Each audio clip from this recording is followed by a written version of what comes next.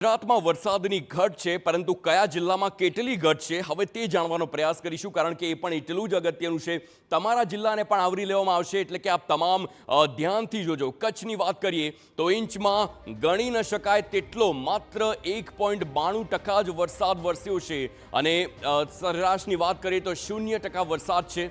હવે ઉત્તર ગુજરાતની વાત કરીશું. સરેરાશ સિઝનનો અત્યાર સુધીનો 14.09%, એટલે 4 ઇંચ જેટલો જ વરસાદ આખા ઉત્તર ગુજરાત હજુ પણ કોરું છે. મધ્ય ગુજરાતની વાત કરીએ, મેઘરાજા રિસાયા હોય તેમ 17.31% જ, અને સરેરાશ 5.5 ઇંચ જેટલો જ વરસાદ વરસ્યો છે. આ ખૂબ જ ઓછો વરસાદ છે, નજીવો વરસાદ છે. સૌરાષ્ટ્રની વાત કરીએ, અત્યાર સુધીમાં 27.61% વરસાદ છે, અને સરેરાશ 8.2 ઇંચ વરસાદ સૌરાષ્ટ્રમાં ખાબક્યો છે. આપ સમજો, ક્યાંક 5 ઇંચ છે, ક્યાંક 1 ઇંચ છે, ક્યાંક 8 ઇંચ છે.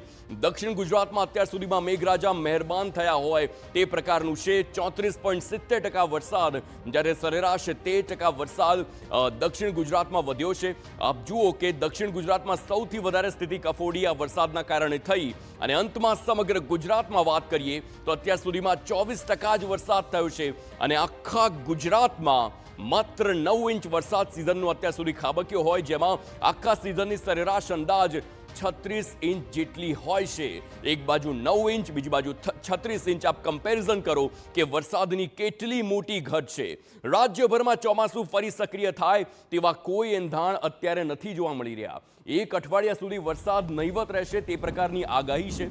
અરબી સમુદ્રમાં મજબૂત લો પ્રેશર ન બનતા ચોમાસું અટક્યું છે.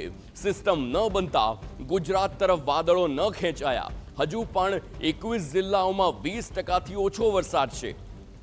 તો હાલ રાજ્યમાં 8.81 ઇંચ સરેરાશથી 24.56% વરસાદ.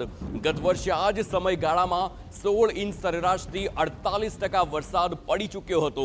ગત વર્ષની વાત કરીએ, બિલકુલ આ જ સમયમાં ધોધમાર વરસાદની આગાહી હતી, અને વરસાદ પણ એટલો જ પડતો હતો, પરંતુ આ વખતે સિસ્ટમ અનેક સર્જાયેલી છે, અને તેના કારણે સ્થિતિ કફોડી ભારતની બની રહી છે.